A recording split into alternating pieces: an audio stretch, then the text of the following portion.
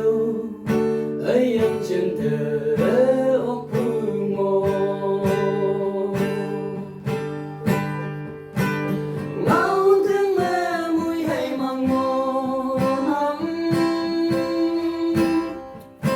ngao lấy tê vui hay vương ngắm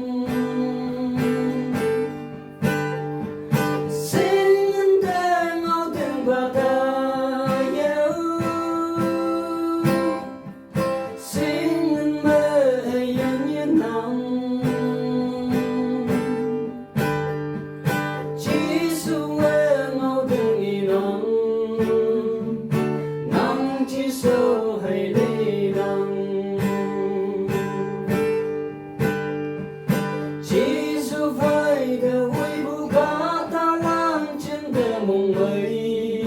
của tối ngày hoàng hia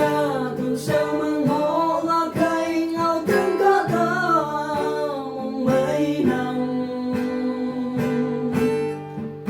ngao tiếng tuổi sâu ấy anh chân thờ ốc phương ngô